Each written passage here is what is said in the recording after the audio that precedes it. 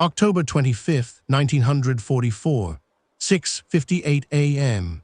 Off the coast of Samar Island, Philippines, Commander Ernest Evans stands on the bridge of the USS Johnston, a Fletcher-class destroyer.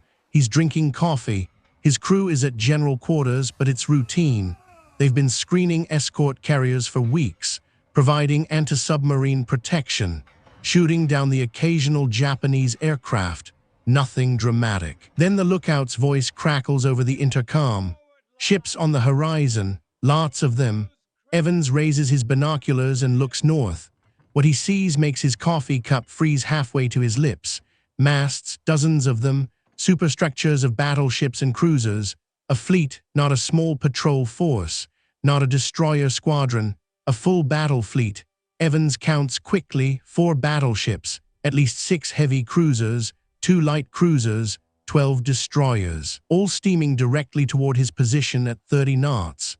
Evans lowers his binoculars and does the mathematics. His destroyer, the Johnston, displaces 2 700 tons. The lead Japanese battleship, which intelligence will later confirm as the Yamato, displaces 72,000 tons. That's not a fair fight. That's not even close to a fair fight. That's a minnow attacking a shark. Behind Evans' destroyer are 6 escort carriers, tiny aircraft carriers designed for anti-submarine work and troop support. Maximum armor, none. Maximum speed, 18 knots. Maximum chance of survival if those Japanese battleships get within gun range, 0. Evans looks at his options. He can run, lay smoke, try to screen the carriers while they flee. Maybe some of them escape. Maybe, or he can attack. Charge directly at 4 battleships with a destroyer armed with 5 5-inch guns and 10 torpedoes. 5-inch guns that can't penetrate battleship armor. 10 torpedoes that might, if he gets close enough, if the Japanese don't sink him first. Evans grabs the ship's intercom. His voice is calm, matter of fact. Hi, Captain. A large Steady course Japanese fleet has been 270. contacted. They are 15 miles away and headed in our direction. They are believed to have 4 battleships, 8 cruisers, and a number of destroyers. This will be a fight against overwhelming odds from which survival cannot be expected. We will do what damage we can. Then he turns to his helmsman and gives an order that will echo through naval history. Flank speed, full left rudder. The USS Johnston surges forward. Alone, charging directly at the most powerful surface fleet ever assembled. Before we dive into those 3 insane hours, drop a comment below and let me know where you're watching from. And if you're enjoying these deep dives into real World War II stories, hit that subscribe button. These videos take serious research, and your support makes it possible to bring you more incredible history. Ernest Edwin Evans was born August 13, 1908, in Pawnee, Oklahoma. He was part Cherokee, part Creek, grew up on stories of warrior ancestors, wanted to be a fighter his entire life. In 1927, after 1 year of enlisted service in the Navy, he received an appointment to the United States Naval Academy. He graduated in 1931, spent the next decade serving on various ships. When Japan attacked Pearl Harbor on December 7, 1941, Evans was serving on the destroyer USS Alden in the East Indies. He became Alden's commanding officer in March 1942 and fought through operations in Australia, New Guinea, and the Dutch East Indies. In mid-1943, Evans received orders to take command of a new Fletcher-class destroyer being built in Seattle. The USS Johnston, hull number DD-557.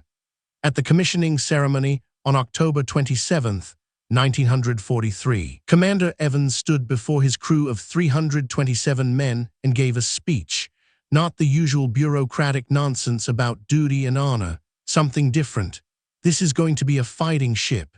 I intend to go in harm's way, and anyone who doesn't want to go along had better get off right now. Nobody got off. For the next year, Johnston operated in the Pacific, provided naval gunfire support during the Marshall Islands campaign, bombarded Japanese positions at Kwajalein and Eniwetok, escorted carriers during the Mariana Islands campaign. By October 1944, Johnston had a combat record, 7 battle stars, a reputation as a ship that didn't run from fights. On October 12, 1944, Johnston joined Task Unit 77, 4-3, radio call sign Taffy 3, commanded by Rear Admiral Clifton Sprague. The unit consisted of 6 escort carriers, 3 destroyers including Johnston, and 4 destroyer escorts. Their mission: provide air support for American troops landing on late in the Philippines, anti-submarine patrols, ground support strikes, routine operations far from the main fleet action, safe duty, except nothing about October 25, 1944, would be routine or safe. The Japanese had launched Operation Shogo, a desperate plan to destroy American invasion forces at Leyte Gulf. 3 Japanese fleets were converging on the landing beaches. Admiral William Halsey's powerful Third Fleet, with its fast battleships and fleet carriers, had been lured north chasing a Japanese decoy force. The southern approaches were covered, but the northern route, through San Bernardino Strait, was wide open. Vice Admiral Takeo Kurita's center force, 4 battleships, 8 cruisers, 12 destroyers, slipped through the strait at 3:00 a.m. on October 25 and steamed south along the Samar coast. At 6:45 a.m., a pilot from one of Taffy 3 escort carriers spotted them, reported contact with what he thought might be American ships. By 6:58 a.m., there was no doubt. Those were Japanese battleships, and they were firing. The first 18-inch shells from the Yamato straddled the escort carrier Fanshawe Bay at 7:00 a.m. Massive geysers of water erupted around the tiny carrier. Admiral Sprague immediately ordered all carriers to flee east at maximum speed and launch all available aircraft. Then he ordered his destroyers and destroyer escorts to lay smoke and prepare for torpedo attacks. Standard doctrine when facing overwhelming surface forces. Make smoke. Launch torpedoes. Buy time for the carriers to escape. But Commander Evans didn't wait for orders. At 6:58 a.m., the moment he identified the Japanese fleet, he ordered Johnston to charge. Alone, without waiting for the other destroyers, without coordinating with anyone, Johnston accelerated to 30 knots, turned hard left, and raced directly toward the enemy fleet. The Japanese couldn't believe what they were seeing. 1 destroyer, charging 4 battleships. They assumed it was the vanguard of a larger force. They shifted fire to engage it. Johnston weaved through shell splashes, water geysers erupting around her, some shells landing so close the spray washed over her deck, but she kept charging. At 7:10 a.m., Johnston reached torpedo range, 10,000 yards. Evans ordered all 10 torpedoes launched at the nearest heavy cruiser, the Kumano. Then Johnston opened fire with her 5 5-inch guns. Not at the battleships, where the shells would bounce off harmlessly, but at the Kumano's superstructure, at the bridge, at anything that looked important. For 3 minutes, Johnston poured 200 rounds of 5-inch shells into the Japanese cruiser while racing through the return fire. Then, at 7:13 a.m., one of Johnston's torpedoes hit. The Kumano's bow exploded, blew completely off. The cruiser slewed out of formation, dead in the water, and would eventually sink. 1 hit, 1 cruiser out of action, but Johnston's luck ran out. At 7:15 a.m., 3 14-inch shells from the battleship Congo smashed into Johnston's stern, destroyed one of her 2 engine rooms, cut her speed in half. Another shell, possibly an 18-inch round from Yamato, punched through her deck and exploded internally. Shrapnel tore through the crew. Fire erupted in multiple compartments. A 3rd shell hit the bridge. Evans was standing next to the chart table when it detonated. Shrapnel tore through his left hand, severing 2 fingers. More shrapnel ripped into his face and chest. His uniform was shredded. He was bleeding from a dozen wounds, but he remained standing. He moved command to the ship's stern, where secondary steering controls were located, and kept fighting.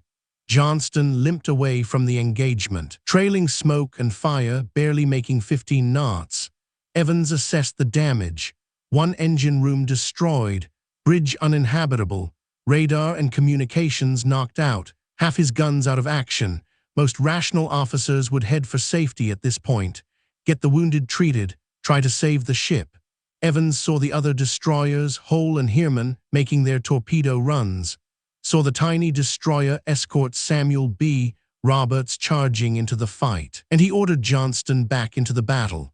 For the next hour, Johnston engaged every Japanese ship that came within range. She dueled with the heavy cruiser Haguro, fired on the battleship Haruna. When Evans saw the escort carrier Gambier Bay taking fire from a heavy cruiser, he ordered Johnston to intervene. Commence firing on that cruiser. Draw her fire on us and away from Gambier Bay. Johnston charged the heavy cruiser Chikuma and engaged in a point-blank slugging match. 5-inch guns against 8-inch guns. No contest on paper, but Johnston scored hit after hit on the cruiser's superstructure, while the Japanese shells, designed to penetrate heavy armor, passed straight through Johnston's thin hull without exploding. Then Johnston spotted a Japanese destroyer squadron, 7 ships, closing on the escort carriers to launch torpedoes. Evans turned Johnston directly toward them and opened fire. 1 destroyer against 7. The Japanese destroyer squadron hesitated. They saw this American destroyer on fire, listing clearly dying, charging them anyway. The lead destroyer turned away. The others followed. They abandoned their torpedo attack and withdrew to regroup, but Johnston couldn't take much more punishment. At 8:20 a.m., Japanese cruisers and destroyers surrounded her. Shell after shell smashed into the dying destroyer. Her forward turret was destroyed. Her remaining engine failed. She lost all power, dead in the water. Japanese ships closed to point-blank range, less than 2,000 yards, and poured fire into her. The decks were littered with the dead and dying. Fires raged out of control. At 9:45 a.m., Evans gave the order he'd hoped never to give: abandon ship. The crew began jumping overboard into the oil-slicked water. Evans helped wounded men over the side, made sure everyone who could leave had left. Then, at 10:10 a.m., Johnston rolled over and sank. As she went down, something extraordinary happened. The Japanese destroyer Yukikaze sailed past the sinking American ship. Her captain, Lieutenant Commander Masamichi Terauchi, ordered his crew to line the rails. They saluted. Japanese sailors saluting an enemy ship, honoring an enemy crew, because they recognized courage when they saw it. Of Johnston's 327 crew members, 186 died, including Commander Ernest Evans. His body was never recovered. He was last seen in a lifeboat but disappeared in the chaos, presumed dead. But Johnston's sacrifice, and the sacrifices of Hull, Heermann, Samuel B. Roberts, and the escort carrier's aircraft, achieved something impossible. They stopped the Japanese fleet. Admiral Kurita, commanding from the Yamato, looked at the chaos, looked at the burning cruisers, looked at the destroyers and aircraft swarming his formation, and he made a decision. At 9:20 a.m., he ordered the entire center force to withdraw, not because he'd been defeated. He still had overwhelming firepower, but because he believed he was facing the main American fleet. He thought the escort carriers were fleet carriers, thought the destroyers were cruisers, thought more American ships were coming. The aggressive attacks, the smoke screens, the constant airstrikes had convinced him he was outnumbered. So he retreated, turned his battleships around and sailed back through San Bernardino Strait. The landing beaches at Leyte were saved. Taffy 3 lost 2 escort carriers, 2 destroyers, and 1 destroyer escort. 130 men killed. But they'd stopped the most powerful surface fleet ever assembled. 7 tiny ships against 23 Japanese warships, and they won. Admiral Chester Nimitz, Commander-in-Chief of the Pacific Fleet, later wrote, "The success of Taffy 3 was nothing short of special dispensation from the Lord Almighty." The entire unit received the Presidential Unit Citation. Commander Ernest Evans received the Medal of Honor posthumously. His citation reads, "For conspicuous gallantry and intrepidity at the risk of his life, above and beyond the call of duty." In 2019, a team of deep-sea explorers found the wreck of the USS Johnston. She lies 180 feet below the surface, the deepest shipwreck ever discovered. Her hull number, 557, is still visible on the bow. The ship that charged 4 battleships now rests in the darkness of the Philippine Trench, a monument to courage that defied all logic. In 2021, the Navy announced a new Arleigh Burke-class destroyer will be named USS Ernest E. Evans, DDG-141. The Cherokee warrior who told his crew, "I intend to go in harm's way," will sail again. So what's the lesson here? What do we take from the battle off Samar? Maybe it's that sometimes the impossible happens not because of superior firepower or numbers, but because of sheer audacity, because someone refuses to accept the mathematics. Commander Ernest Evans looked at 4 battleships and a 72,000-ton monster called Yamato and said, "We're going in." That's not rational, that's not smart, that's not even sane, but it worked, because the Japanese couldn't comprehend it, couldn't process the idea that a destroyer would charge battleships.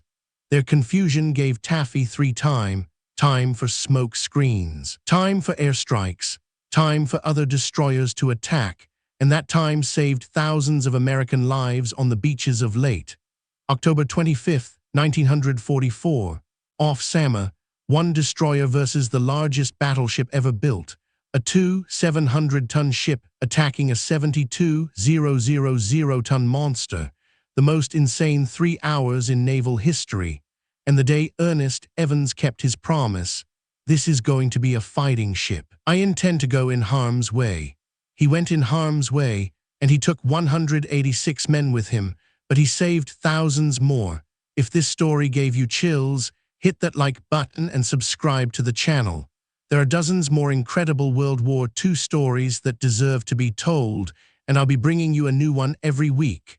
Drop a comment below. Would you have charged 4 battleships? Thanks for watching.